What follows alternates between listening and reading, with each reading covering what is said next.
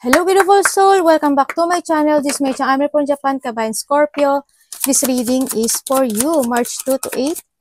Maraming salamat muna sa mga subscriber, new subscriber, cross watcher, at sa mga bagong pasok dyan. Welcome na welcome kayo sa bahay ni Ate Aimee. Salamat din sa nakataba ng puso ninyong mga comments. At sa mga nagpa-personal reading, maraming salamat po. Kung gusto niyo ng energy niyo lang talaga, ang gusto nyo makuha natin, all the details para sa personal reading ay nasa baba ng video na ito. This is a general reading. Scorpio, magkaiba ang general reading at ang personal reading. Kunin mo lang sa iyo at itapon ang hindi sa iyo. Maaring ito is a vice versa, energy mo, energy ng person mo o energy ng malapit sa puso mo. Nangyayari, or mangyayari pa lang. Use your own intuition. Parang ang daming lumabas sa'yo. Lawakan natin ang ating isipan. Pag hindi naman naganap at hindi nangyari sa'yo, ibig sabihin ay hindi mo energy ang ating nakukuha. Hindi ko gusto yung balasa ko. Irespeto natin kung kaninong energy ito. Ay.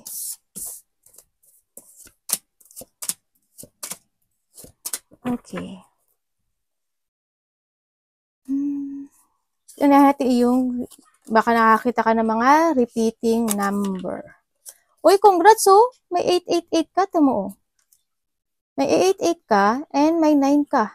Congrats! There's a lesson learned na sinasabi dito and meron tayong 1818, willpower and light up and personal power. Abundance to. Unahan natin si 1414. Baka related sa'yo, plate number or related to mga number sa'yo, no? And we have the light out, mood, swing, respect, family, constructive outlook, and quality. Focus on your needs, desire, and hobbies.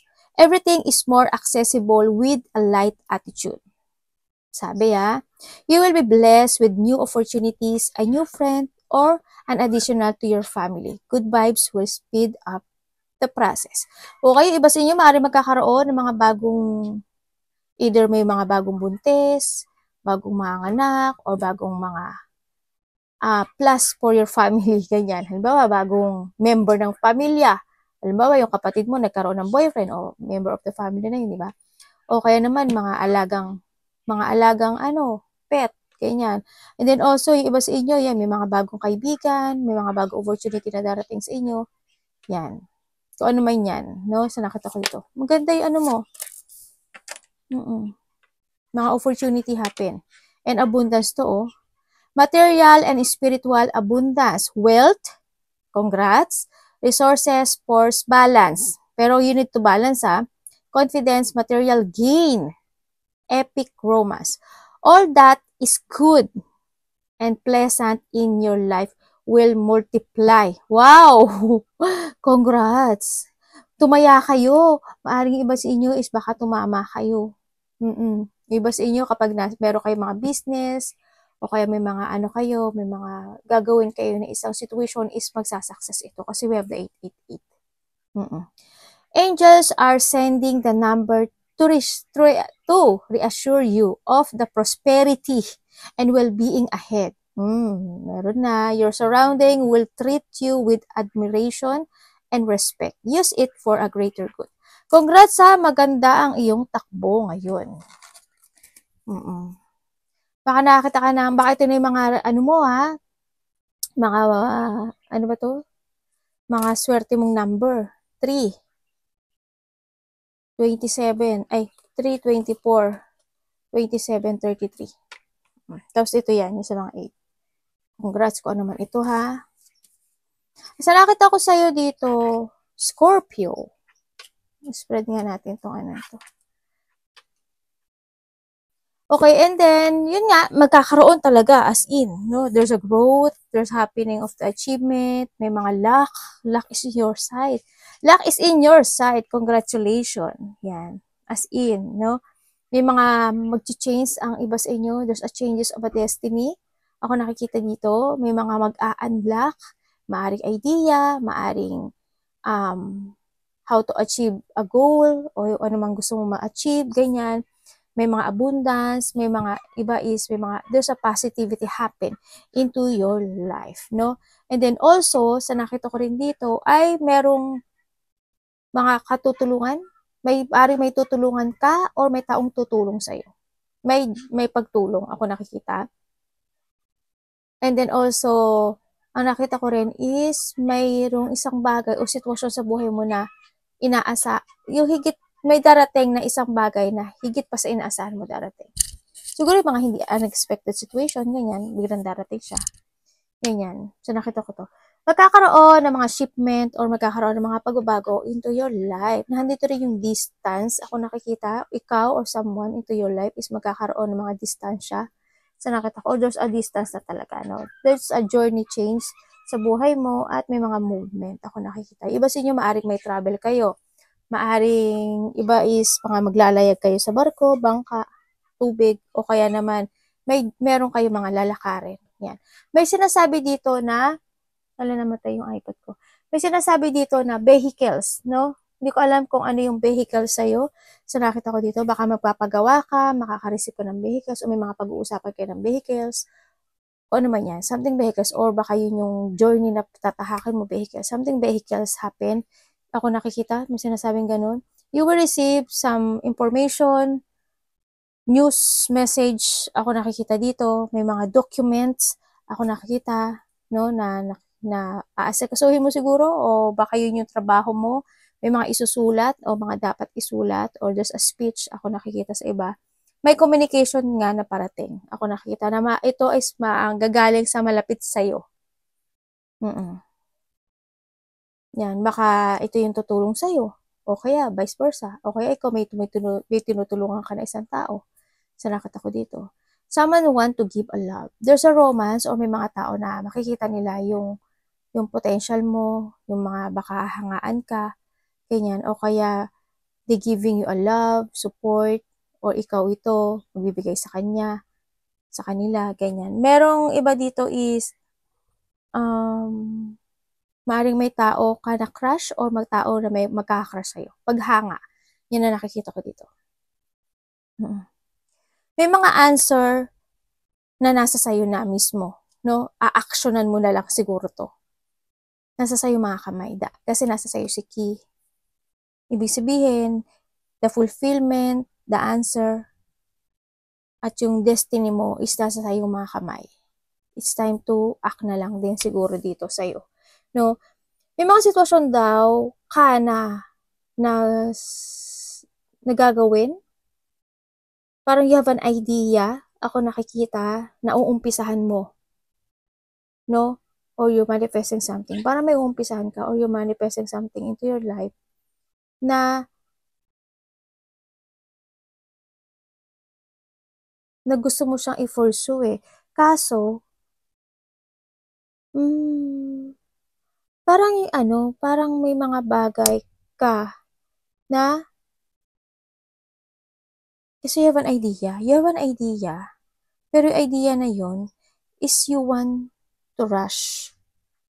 Or gusto mo talagang ma-achieve yung bagay na yun. Pero ang nakikita ko dito, kailangan mong planuhin maigi. Yun ang nakikita ko Kung ano man yun, yung mga gusto mong umpisahan o gusto mong gawin, sinasabi dito, mas maganda siguro is planuhin. No? Sa nakita ko to. Or, andito yung sitwasyon na parang nagiging on and off yung action mo dito sa bagay na to. Kaya ang nakikita ko dito is you're feeling stuck. Gusto mo siyang umpisahan pero you're feeling stuck. Maaaring nagkakaroon ka ng mga questioning sa buhay mo o sa sarili mo. Ang daming katanungan na pumapasok, ganyan. Nagkakaroon ka ng dissatisfaction dun sa bagay na yon kasi hindi mo siya umpisahan. Minamanifest mo na siya pero hanggang ngayon hindi mo siya maumpisahan. No, sa nakikita ko dito. You want to follow your heart, kumbaga. No, hindi naman yung you want to create yung bagay na yun. Pero ang nakikita ko sa iyo is maaring either nare-reject siya or hindi siya nag-move, no, sa nakikita ko dito. You need to give an effort and hard work dun sa bagay na yun if you want to begin something in your life or project mo yan or doing your fashion or magte-take a risk ka. No, sa nakikita ko dito. Tandaan mo kasi nasa sayo si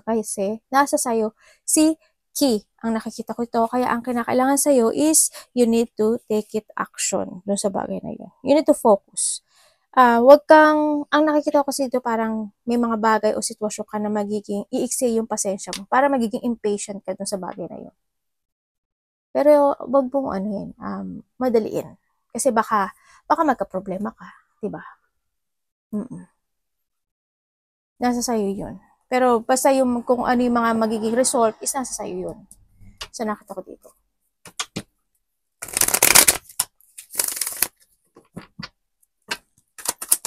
Magkakaroon ng mga rejection, ano? Sa iba sa inyo.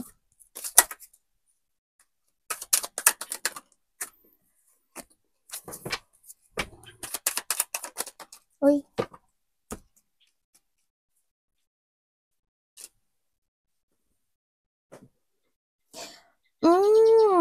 Okay. Iba sa inyo, ano kayo? Siguro, 5 kayo magkakapatid. Ganun. Sa nakita ko dito. Meron akong 1, 2.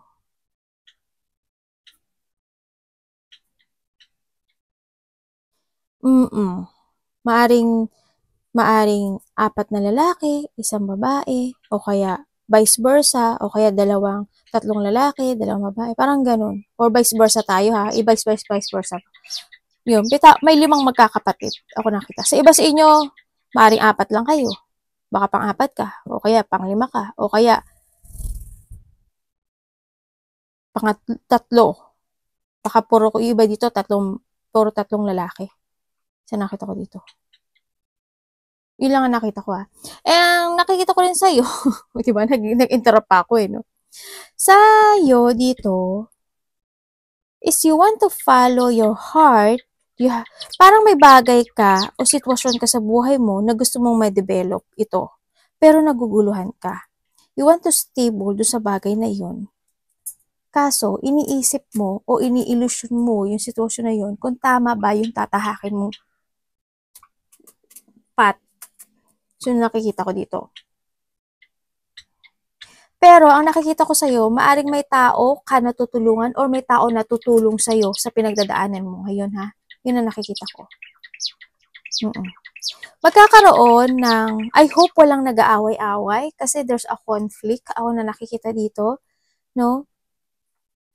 There's a conflict or may mga disagreement, there's a battle, may mga tension, may mga pinag-uusapan related ang money, related ang territorial, no? And then also, may tao na very defensive at may tao dito na mataas ang ego. O kaya handun yung pagkainis, naiirita, or there's a lack of cooperation or lack of communication, operation sa bawat isa. May ako nakikitang gano'n. I hope wala namang mangyari sa inyo, no? So, nakita ko dito. Kasi parang ang nakikita ko sa inyo, iba-iba kayo ng person, if ever, na magkakapatid kayo o magbabarkada kayo, iba-iba kayo no? Parang, hindi ko naman masabing kanya-kanya, pero iba-iba ng energy ang nakita ko dito. Maaring maaring hindi kayo minsan nagkakasundo kasi iba yung gusto nyo sa isa't isa. Maaring nga nagkahiwa-hiwalay kayo nito Yun. Kuhanin mo lang sa'yo dun Yun. Yan ang nakikita ko dito. May mga disagreement ako nakikita dito. Yan natin second. Iba dito is maring may mga hidden or may mga sikreto ako nakikita. May mga tinatago. Or yung iba dito is hindi kulang sa tulog. Magtulog kayo.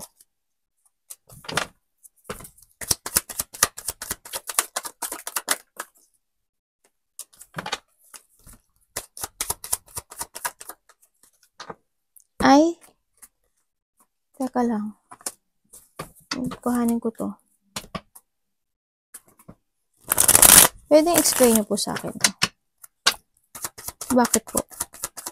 Ano yun?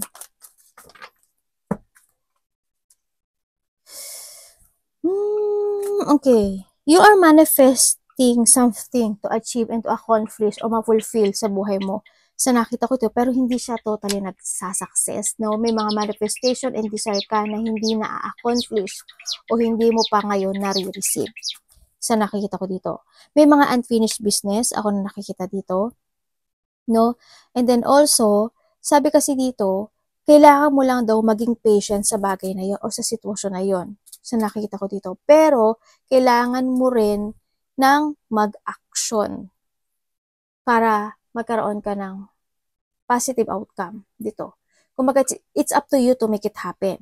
No? Ito mga sitwasyon na to. If you want to fulfill something, tandaan mo nasa sayo si key. Sinasabi dito.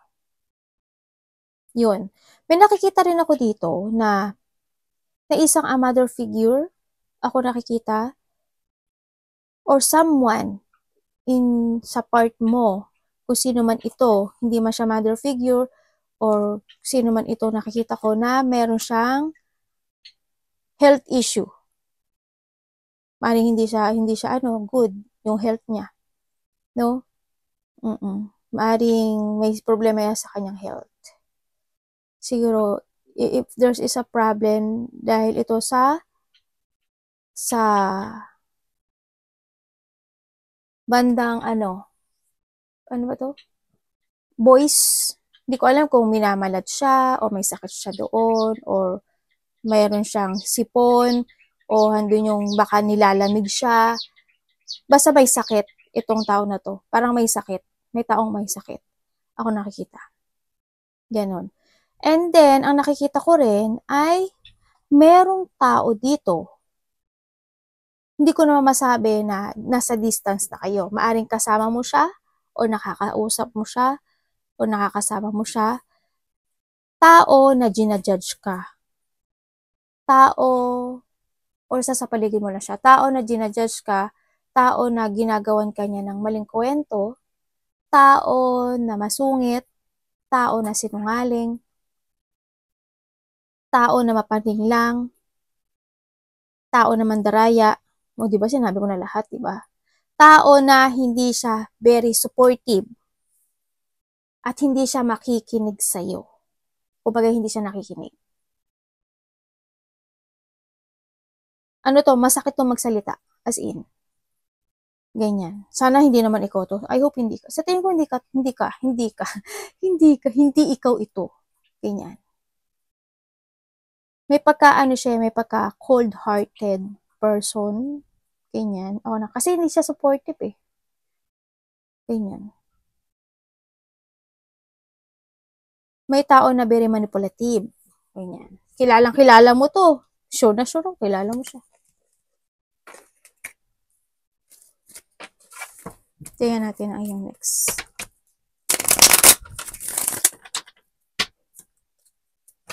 Parang may tao rin dito na naiinis, nayayamot, nabubwisit. Lahat na nandun. Ano ba yun? Kumbaga pag nangatwiran siya, wala sa katwiran.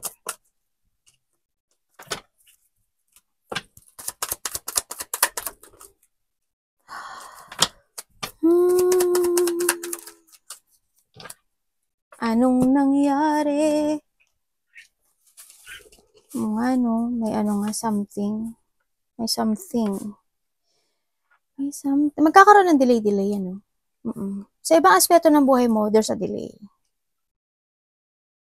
Ganyan. Pero you need to be aware, siyempre. Yung mga sign na sinasabi dito, yun yung mga dapat mong iwasan. Pag sinabi ko dito, there's a delay, you need to take it action para hindi siya mag-delay. This is not a negative. This is a warning. Tandaan mo, nasa sayo si key. Hindi magiging positive outcome ang isang situation o isang goal mo sa buhay mo hanggat hindi mo naiiwasan yung mga pwedeng iwasan at hindi ka nagpe-prepare at hindi ka nag-a-action. Diba? Kung mag-focus ka lang in a positive na gusto mong madinig, hindi ka na mag-a-action. Bago magkaroon ng positive outcome, kailangan mo mag-action. Kailangan mo maging prepare, kailangan mo mag-ingat, kailangan mong mag-trust to your intuition. Yun ang pinaka-the best na positive outcome sa buhay mo. Diba? Para ina-explain ko sa inyo lahat kasi iba sa inyo is medyo makipot ang pag-iisip. Okay? Palagi sinasabing negative. Pero this is a warning. Sa nakita ko sa iyo is maaring may mga problema kayo sa pera. No? Sa nakita ko dito. May mga bagay o sitwasyon na hindi talaga nag-a-achieve o hindi nag-fail siya sa nakikita ko dito. Nagkakaroon ng mga lack of achievement, mga lack of support sa isang tao, or ikaw hindi mo sinusuportahan, or yung tao hindi ka sinusuportahan. No? Handito rin yung sitwasyon na may tao na naging irresponsable, or nagkakaroon, may tao na tamad. May nakikita ko hindi nakaipon ng pera ha. I hope na lahat kayo is magkaroon kayo ng pag-ipon ng pera. Huwag niyong gawing dahilan yung kasi sakto lang yung ano ko, sahod ko, sakto lang sa mapanggastos ko. Hindi kasi yung dahilan eh. Ang kulang kasi sa atin is strategy and using our intellect. Alam mo yun? Yun ang kulang sa atin.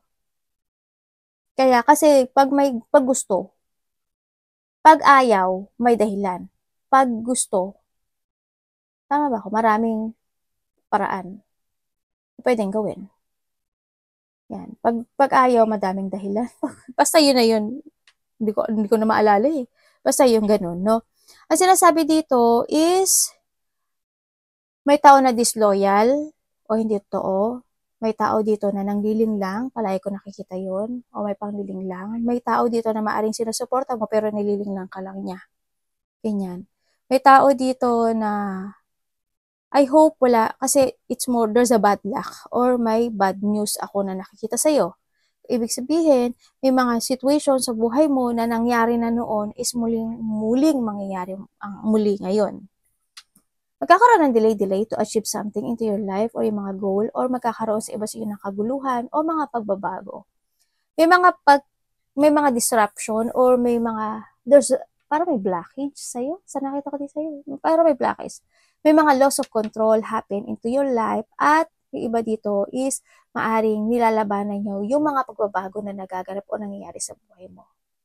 No? Kaya maaring yun ay paulit-ulit na nangyayari o nangyayari sa'yo. O kaya you are not unwelcome ka sa pagbabago. Maaring ganun sa iba sa inyo or someone in your life, no?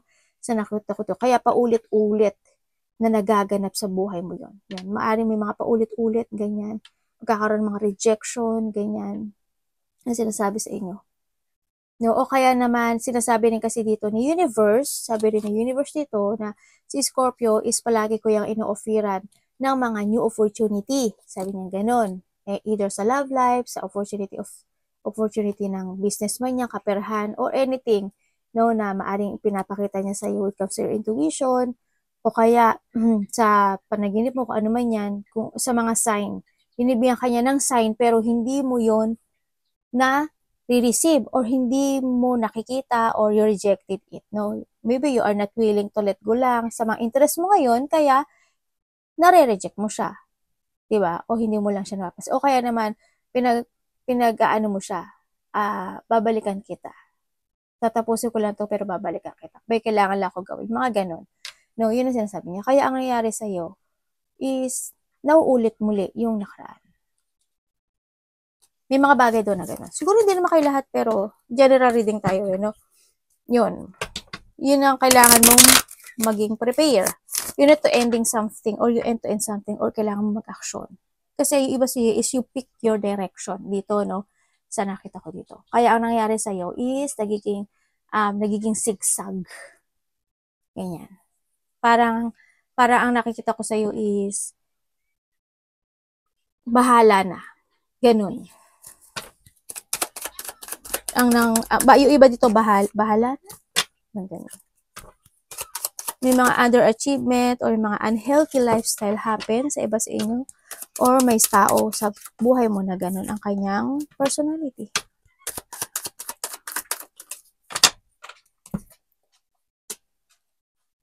May mga pag-uusapan kayo ha, na related to a law, a money, trabaho, ganyan, opportunity. Sa nakita ko dito. May mga biglaang mangyayari, ako nakikita sa'yo. Biglaang mangyayari na action na siguro may biglang makikipag-usap sa'yo. Biglang may kukonek sa'yo. Yan, baka may biglang makikipag-usap sa'yo na related ang money. Tingnan ko ha. Baka pangit to. Para makasure tayo. Meron nga. About saan?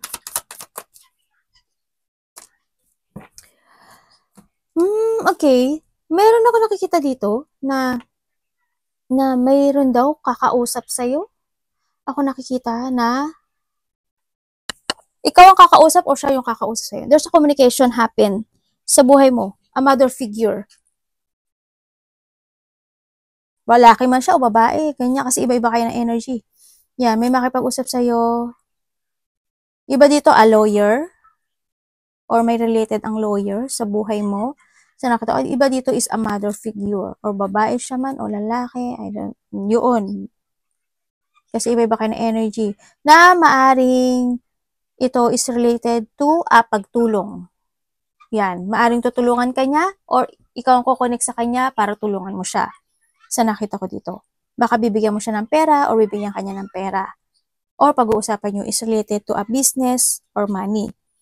Or may mga sitwasyon na gusto niya ng clarity sa'yo or i-correct or actionan. No? Sa nakita ko dito. Sa iba dito is there's a law.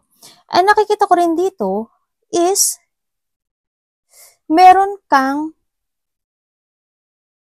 may isang sitwasyon sa buhay mo na magbabago. There's a changes ng journey. Ako nakita sa'yo. Parang may mag-i-end sa buhay mo. Ganun. Siguro may aalis o may magle-let go o ile-let go. Yun na nakikita ko. No? May nakikita rin ako sa dito na makakaramdam ka rin ng burden sa iba sa inyo, hindi lahat. Iba sa inyo is hindi ko nakikita na stable ang buhay nyo kasi may problema talaga kayo sa money or business. No? Kaya kailangan nyo mag-save ng money. May nakikita rin ako dito na maaari din na there is losing something valuable sa buhay mo. Ganun. Sana hindi kayo lahat. And then also, sana hindi kayo mahulugan ng mga gamit, no? Ng mga pera, mga cellphone, baka mga importanteng bagay. Sana walang mawala, mahulog man siya, o ma-misplace mo siya, or yung iba dito is may pagnanakaw. No? Yun ang nakikita ko.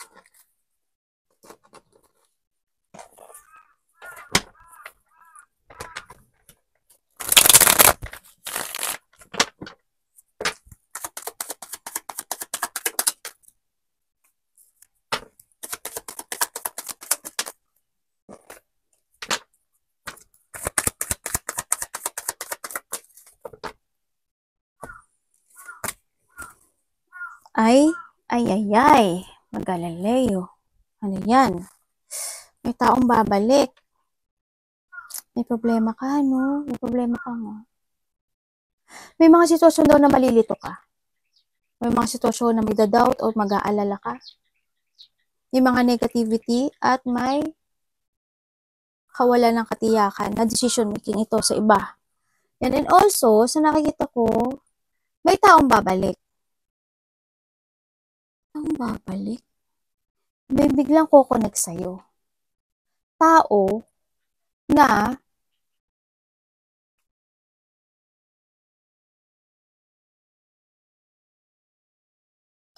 siguro iba dito karelasyon mo to or magulang mo. Sa nakita ko dito, tao na nakaraan pero babalik siya. Maaaring itong tao na to, inabandonahan ka na nito in the past or ikaw ang nag-abandon na sa kanya. Pero may pagbabalik. Ikaw ang babalik o siya ang babalik ka. I-vice versa mo. Kasi minsan nagre-reverse, nagba-vice versa tayo. Yun ang nakikita ko.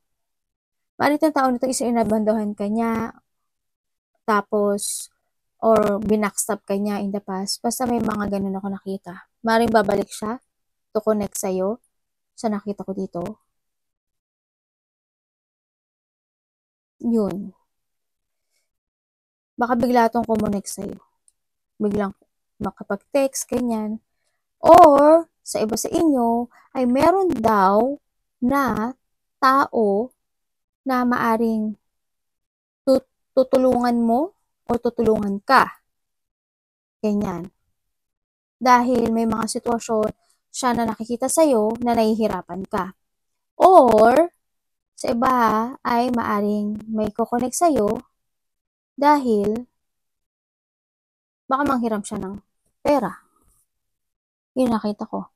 May mga dreams na pwedeng mag-shattered. May mga negativity talaga ako nakikita. May mga failure or dissatisfaction happen sa buhay mo. Sana hindi kayo lahat. No? Sa iba sa inyo, may mga gusto kayong gawin.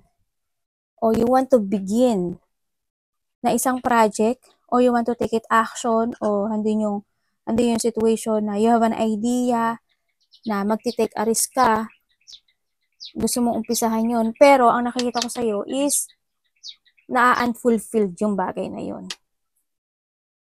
Kaya hindi mo pa siya maumpisa-umpisahan. Yun ang nakikita ko.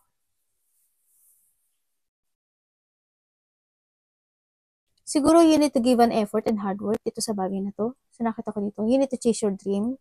Kahit na, kasi sabi nga dito, mag-take a risk eh.